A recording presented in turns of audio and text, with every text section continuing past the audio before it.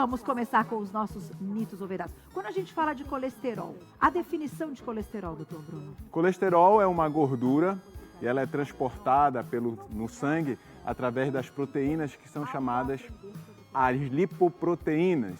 Então tem vários tipos de lipoproteínas que fazem o transporte da gordura e é através das gorduras que a gente produz os hormônios, que existe a transmissão dos sinais nervosos, que tem a construção das membranas celulares. Então são várias funções no organismo que são secundárias ao colesterol. Então o colesterol ele é muito importante, sem colesterol não existe vida. Então o colesterol é importante.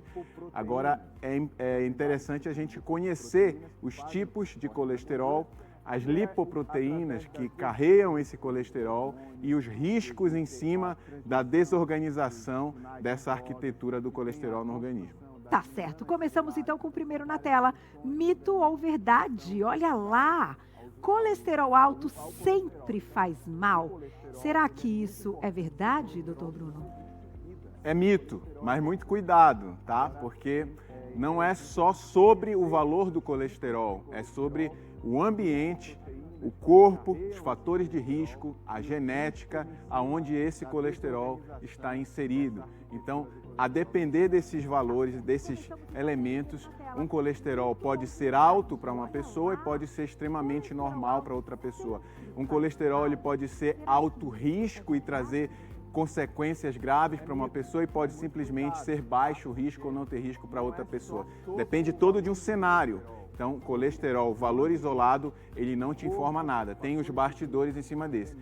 As inflamações crônicas, a genética e as lipoproteínas, que hoje são as mais importantes de serem avaliadas, muito mais do que o próprio valor de colesterol, que antigamente era tido como referência. Como vem nesse exame essas lipoproteínas, doutor?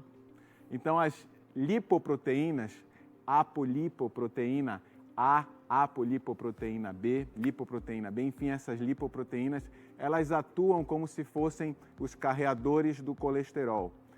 Então, quando você dosa o LDL, você está dosando a carga de colesterol, apenas a carga de colesterol, o valor da carga.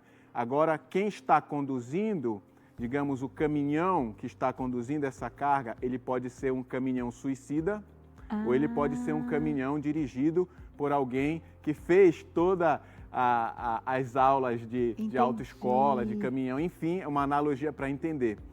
Quando a direção desse caminhão está na apolipoproteína B ou na lipoproteína A, ou na lipoproteína B, como também é conhecida, essas apolipoproteínas, elas marcam aonde essa gordura está sendo caminhada de uma forma ruim, ela vai entrar no endotélio e formar placa. Então, não é só sobre a carga de gordura, e sim quem está conduzindo essa carga. Que legal, doutor. Então, merece aí uma atenção e uma forma de leitura do exame do médico, né? Essa leitura ela está cada vez mais refinada. Então, conhecer o valor dessas apolipoproteínas vai definir a estratégia de risco, a estratégia se a pessoa precisa ou não tomar medicamento, se a pessoa precisa ou não ter um nível mais agressivo de controle de colesterol. Tá certo. Vamos para a próxima pergunta. Mandem perguntinhas pra gente. A nossa foto já tá lá no @elesevida.ufc. Manter o colesterol muito baixo pode prejudicar a produção hormonal? Mito ou verdade, doutor Bruno? É mito, porque o cenário envolvido no colesterol tem que sempre colocar no jogo, nesse tabuleiro, o estilo de vida, as condições genéticas, as doenças associadas. Então, tudo isso precisa estar nesse jogo. Estudos já mostram que valores mais baixos de colesterol em um cenário de controle metabólico não afetam a repercussão, não trazem repercussões negativas na parte hormonal. Portanto, a preocupação de baixar, quando há indicação, lembrar que tem que haver indicação de baixar o colesterol, quando há indicação, o benefício do controle do colesterol é muito maior do que eventuais prejuízos que eles possam trazer com o uso da medicação. E quando a gente fala de valores baixos, que valores são esses, doutor? Hoje, dependendo do risco, né, as orientações europeias e americanas para pacientes muito alto risco, aqueles que são diabéticos, que já tiveram evento de infarto agudo ou AVC, a meta é abaixo de 45 de LDL, é uma meta muito baixa, mas eles são muito alto risco. Então, para esses pacientes, manter muito mais baixo vai trazer benefício, apesar de precisar de medicação. E, claro, cada medicação ela traz consigo efeitos colaterais. Quando a pessoa faz uso de estatina, ela pode ter dores musculares, ela pode ter fadiga, ela pode ter perda de performance. A médio e longo prazo, ela pode, inclusive, ter um aumento de diabetes. Então, todo esse cenário tem que ser colocado num tabuleiro. E de forma estratégica, com o médico orientando e, claro, sempre guiando um estilo de vida adequado. Doutor, fazer uma perguntinha do público antes do próximo Mito ou Verdade, que o público te adora, você sabe, gosta de participar, então tá cheio de perguntinhas já no nosso Instagram, ó. A Suzana, ela coloca um pouquinho, a sua pergunta vai ficar um pouquinho mais complicada, depois o doutor Bruno ele pode responder, porque ela coloca o dela, que já foi tanto, a idade que ela tem, aí ela fala de tireoide também, depois você responde ela lá, tá, doutor? Mas, essa pergunta da Elisângela dá pra gente responder agora, ó. Boa tarde, Carol, doutor Bruno. Minha mãe tem colesterol alto, faz uso contínuo com a cevastatina. Qual o efeito colateral, então, se ela... para ela que tem gastrite e úlcera, tem relação com essa parte também? Ou é mais com a parte, como você disse, de inflamação, de fadiga? Então, o metabolismo hepático das estatinas causam algumas repercussões. Dentre elas, repercussões musculares, mialgia, dores musculares, câimbras, fadiga, então dificuldade muitas vezes de fazer atividade física. Esse é o principal colateral que tem do uso das estatinas. E aí o nosso próximo Mito ou Verdade tem a ver com isso, olha lá. Remédio para colesterol atrapalha o ganho de massa muscular, doutor? É um mito, porém, precisa de atenção. Por quê? Porque cada tipo de estatina, que é a medicação que faz o tratamento do colesterol, ela tem uma potência. E a gente usa potências mais altas para tratar colesteróis mais rebeldes, mais agressivos. Então, quando a dose, à medida que ela vai subindo, a potência vai subindo, o colateral também pode aparecer. O efeito adverso, ele é proporcional também à potência e à quantidade da droga e ao tempo de uso. Então, muitas vezes no início do tratamento a pessoa não tem um efeito colateral, mas a médio e longo prazo ela pode começar a apresentar mialgia, dor na perna, dor na panturrilha, fadiga precoce, dificuldade de aumentar a carga por conta da fadiga. Então, isso são coisas que podem ser compensadas através de uma educação do treinamento, do uso de suplementações para melhorar a fadiga e também, eventualmente, de um ajuste da potência da medicação, redução da dose. Nem todo mundo precisa de alta potência das estatinas. Muitas pessoas, a maioria delas, já conseguem um bom controle com o uso de estatina de baixa potência. Tá certo, doutor. Já mais perguntinhas do público. Eu vou colocar o próximo Mito ou Verdade na tela e você vai me responder daqui a pouquinho.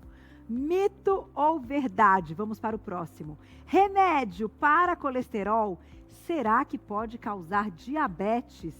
Quem aí já ouviu falar sobre isso, doutor Bruno? Quando a preocupação é o tratamento de colesterol, as estatinas, elas passam a ser a maior preocupação, porque as estatinas, elas vêm sendo associadas ao risco maior do diabetes a médio e longo prazo. Porém, quando o colesterol ele não é tratado, existe uma maior chance da pessoa ter doença aterosclerose. E isso impacta na longevidade, porque a doença aterosclerótica é uma doença crônica que não tem cura e que pode causar AVC, infarto e várias outras complicações metabólicas. Então, nesse cenário, precisa colocar no tabuleiro desse jogo os riscos e benefícios de cada tratamento. Quando indicada a estatina, ela vai ajudar e vai reduzir o risco a médio e longo prazo. Então, esse pequeno risco de elevar a chance de ter diabetes a médio e longo prazo é compensado pela redução do risco metabólico e redução dos eventos de AVC e infarto. Então, o mais importante é ter a segurança de que está sendo bem acompanhado, de que a indicação da estatina está correta e que você está fazendo um bom controle do colesterol.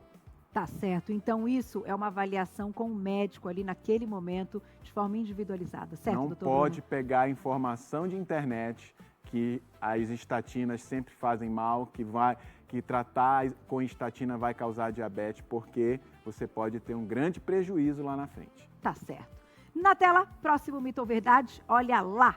Magros também podem ter colesterol alto, doutor Bruno? Não só ter colesterol alto, como também podem infartar, porque a aterosclerose ela é uma conjunção de vários fatores, dentre eles o envelhecimento, o estresse, a perda de sono, o sedentarismo, o tabagismo, o diabetes. Então, não é só sobre o valor do colesterol, e sim sobre todos os elementos que atuam na inflamação do endotélio, que é a parte mais interna da artéria. Então, esses elementos, eles são tão importantes que muitas vezes, mesmo em níveis normais de colesterol, a pessoa acaba tendo formação de placa. Nível de colesterol normal, placa grande sendo formada, grande inflamação e eventos que aumentam a mortalidade, a morbidade, como infarto e AVC. Então, se você é magro, mas tem alterações de inflamação, se você tem colesterol baixo, mas tem alterações de doença crônica, um estilo de vida muito ruim,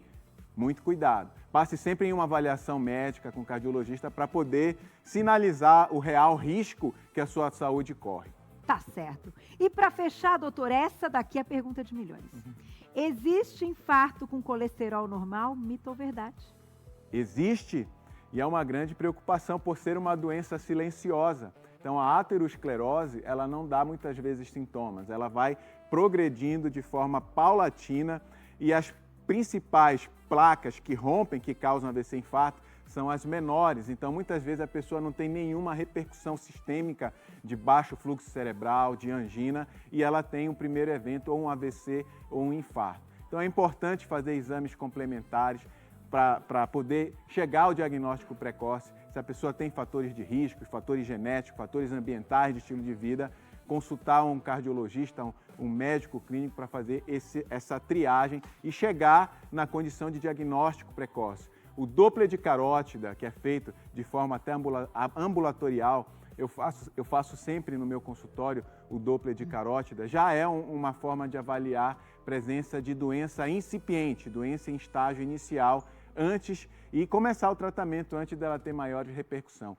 A angiotomografia de coronária, ou score coronariano, é um outro exame muito minucioso, detalhado, que também vai ajudar a detectar a doença precoce e fazer você entrar num tratamento adequado e não ser surpreendido por esses eventos agudos.